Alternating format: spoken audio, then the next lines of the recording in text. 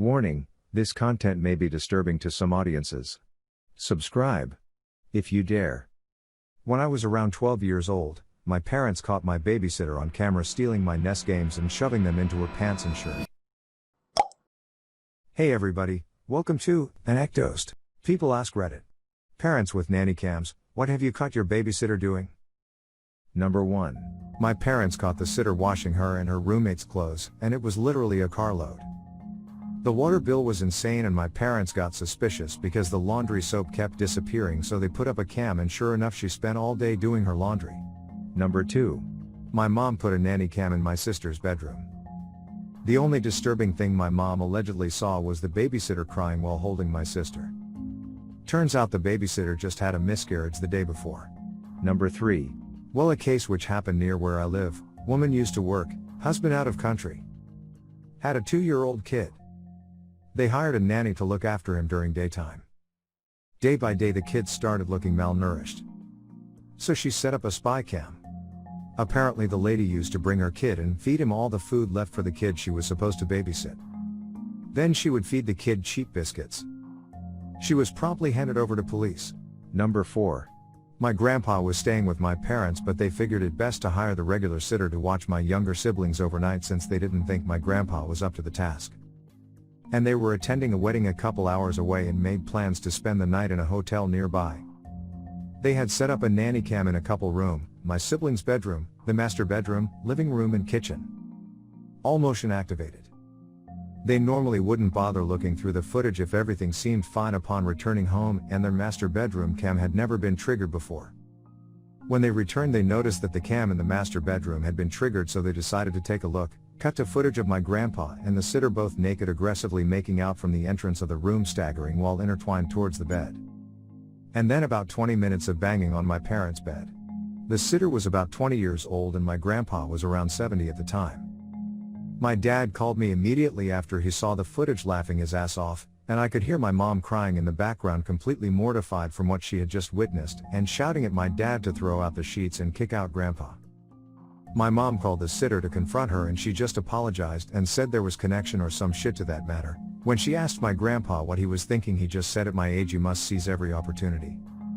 I wish there was audio for the build-up. I lay awake at night sometimes just wondering what kind of game my grandpa was talking to get in that sitter's pants. Number 5. When I was around 12 years old, my parents caught my babysitter on camera stealing my Nest games and shoving them into her pants and shirt. They confronted her about it and she kept denying it until Ninja Gaiden fell out of her pant leg. My mom took her into her room and made take out all the games she stole. She literally had games shoved under the strap of her bra on her back so that she could sneak them out of the house, and others were put inside the waistband of her underwear. She must have really thought about this for a while. Anyway, we got the games back and she was sent home without pay. Number 6. Caught the babysitter masturbating on our couch.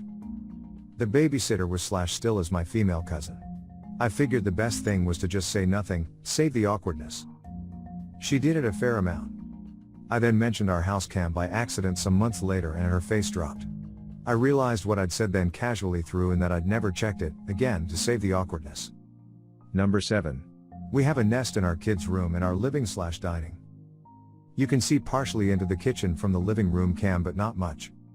About the second week into using a new sitter, we catch her talking tons of shit about my wife and how she coddles our 18-month-old son. Bragged about how she was going to quit at the end of the day because she hates working for us and doesn't like our son. While she's in the kitchen she puts him in his high chair and turns on an iPad for him to watch Elmo, no screen time allowed.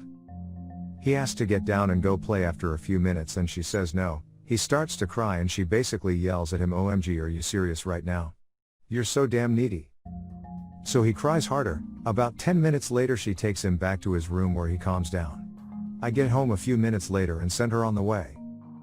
Sitter, oh, you're home early, we had a rough morning but we are feeling better now.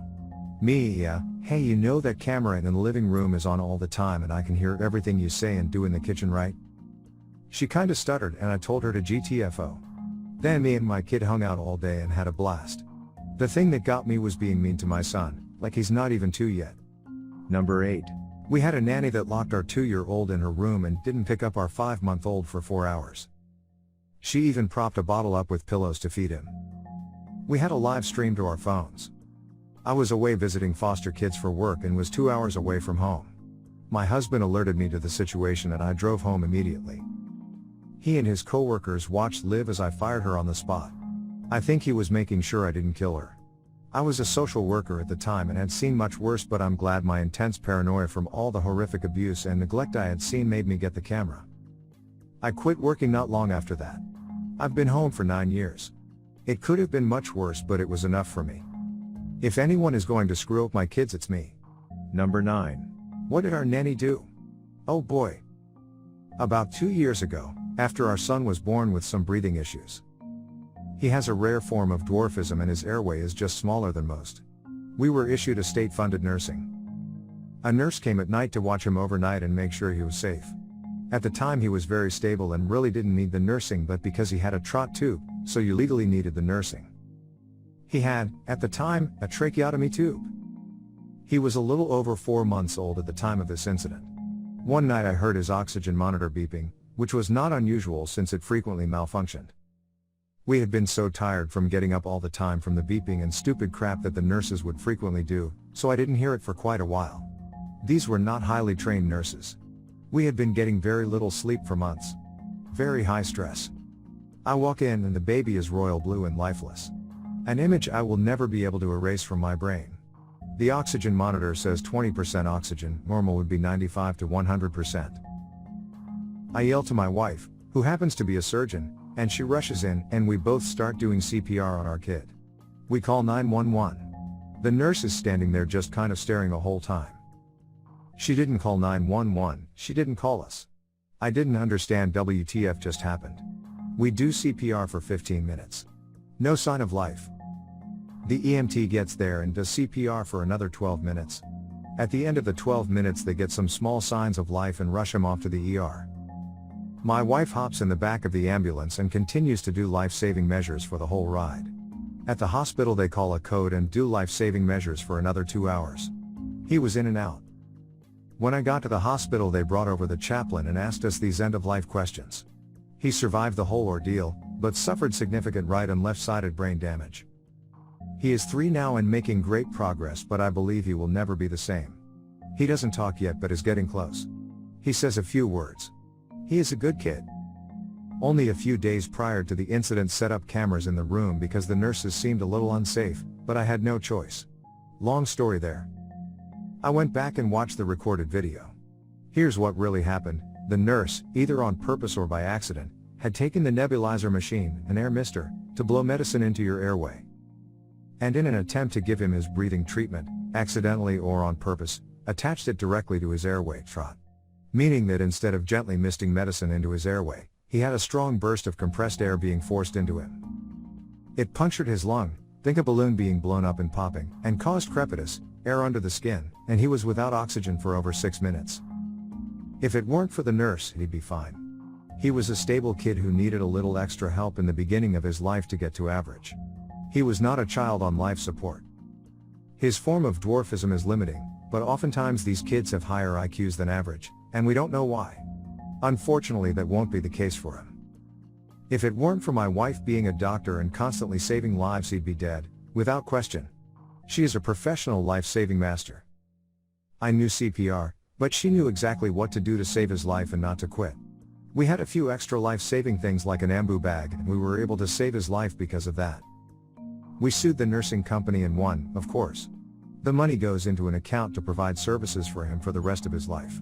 After we are gone, we want to make sure someone will take care of him. The nurse did not get her license revoked. She is still practicing. We tried to appeal to the nursing board, but that was the result. Number 10. Not my kids, but my sister's. This was when my nephew was still very young and my sister was still breastfeeding. Long story short, my sister caught the babysitter drinking her breast milk. She had her suspicions because my nephew would go through twice as much milk when the babysitter was taking care of him. My sister set up the camera and caught the guy in the act. Apparently the guy was some sort of fitness nut and had read that breast milk can be very beneficial. As weird as it sounds, my sister ended up working out a deal with the guy. She got him to drop the price of watching the kid in exchange for a bit of breast milk every now and again. Number 11. My aunt caught her nanny doing the nanny's laundry. All of it, including what she was wearing at the time, meant that she sat her naked butt on the couch to watch TV while the machine was running without even having the decency to put a towel down. Gross. Number 12. My mom used it to catch my dad receiving oral sex from the sitter. She'd suspected it for months, but we didn't believe her.